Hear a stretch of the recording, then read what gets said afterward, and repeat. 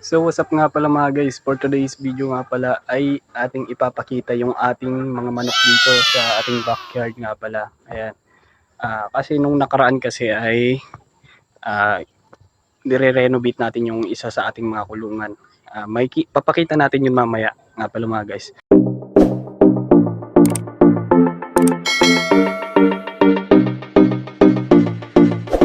Pero ngayon ay titingnan natin kung bakit natin kailangan i-renovate yung ating kulungan dito. Ayan.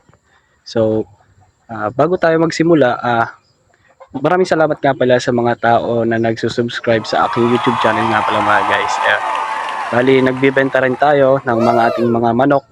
Pero yung ating ibang manok kasi ay wala silang mga wing ban. Wow. Yung mga nasa kanilang pakpak nga pala mga guys na para ma-recognize sila na galing sila sa farm nga pala. Bali, tayo kasi ay backyard breeder lang tayo mga guys. Pero yung ating mga manok ay talagang may kalidad naman talaga mga guys. Ayun. Bali, naglalaban din kasi tayo ng ating mga manok sa ating mga piling sabungan dito sa bayan ng Daet. Then, nag-champion na rin tayo. Ayun, nag-champion na rin tayo sa sabungan. Tukak, yun. Tukak Derby nga pala. Way back before nga pala yun mga guys, bago ako tumigil sa pagmamanok. Then, ayun, ngayon na nakapag-graduate na ako sa college, ay nagsimula na naman pala ako magmanok kasi hindi na masyado ganong kagastos. Ayun. Ayun nga pala. Yun nga pala mga guys, bali dito nakalagay yung ating isang inahin nga pala mga guys. Ayan.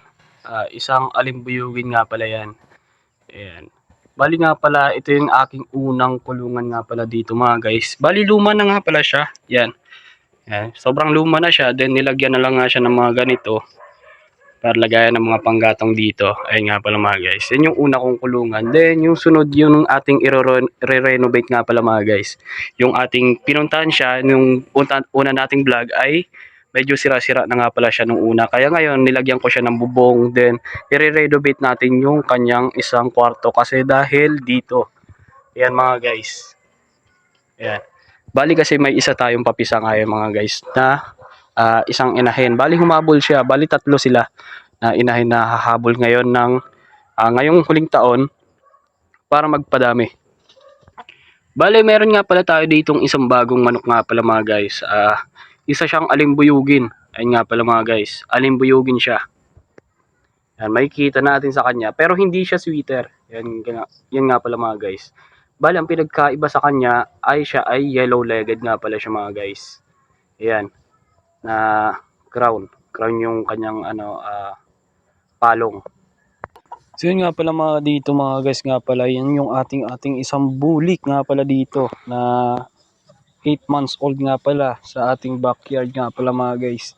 Bali nga pala ito ay pinipresyohan nga pala ng ating mga kaibigan dito sa YouTube at maging sa ating Facebook channel nga pala mga guys. Ayun nga pala, sobrang ganda niyan kasi mga guys talaga, lalo na yung kanyang katawan. Bali pag hihipuin mo siya, pa-diamond yung kanyang katawan hanggang sa puwetan niya nga pala mga guys.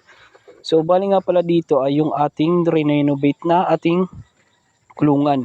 Bali nga pala nung nakaraan ay wala yung bubong. Ngayon nga pala guys ay nilagyan ko na siya ng bubong. Then yung ating i-renovate ay itong isang parte ng kulungan nga pala dito. Ayan. Ito ay para sa ating ibababa na inahin nga pala soon pag napisa yung kanyang mga itlog nga pala mga guys. Ayan, dito ko siya ilalagay at aking aayusin. Yan, ayan nga pala.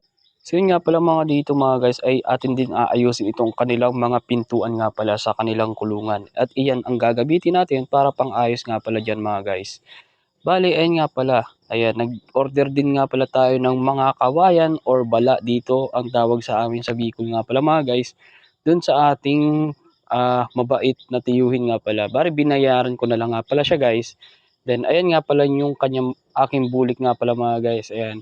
Bali pinipresyohan nga pala siya ulit ng ating mga kaibigan. Bali tara magkakaalaman na lang tayo kung maganda yung kanyang ipipresyo sa atin nga pala mga guys. At yung ating isang stag nga pala dito, yung nga palang sweeter. Yan nga pala guys. Medium size nga pala siya, 5 months old nga pala. At yung ating roundhead na gusto rin bilhin sa atin. Yan nga pala guys ay may wing band nga pala yan. Ayan. May wing band nga pala siya.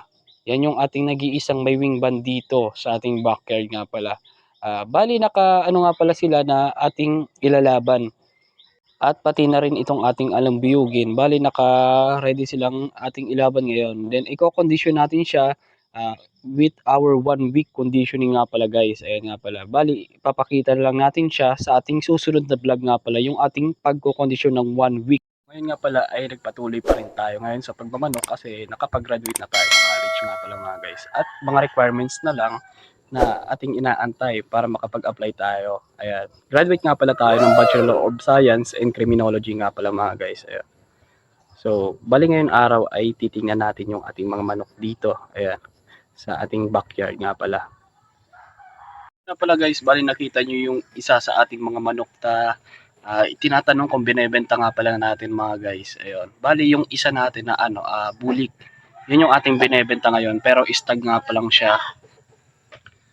So yun nga pala dito guys, yung ating nasa video ay yung ating isa sa mga ginagawa broadcast dito sa ating backyard breeder nga pala, yung ating bangkas or claret nga pala dito mga guys. So bali nga pa yung ating yung ating bulik dito, titingnan natin sa comment section kung magkano yung price range yung mga guys, at kung sakaling magkasundo tayo,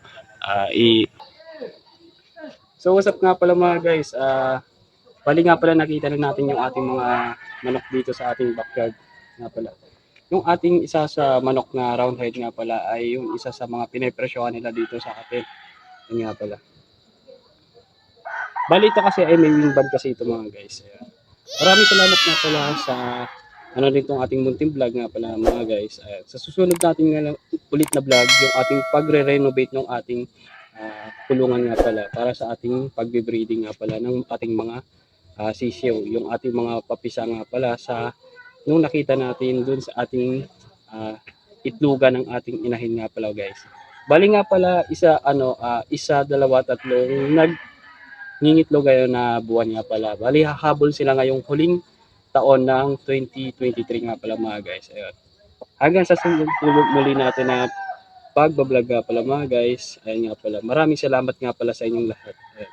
Bali yung presyo nga pala ay sa atin sa comment section natin siya titingnan nga pala mga guys.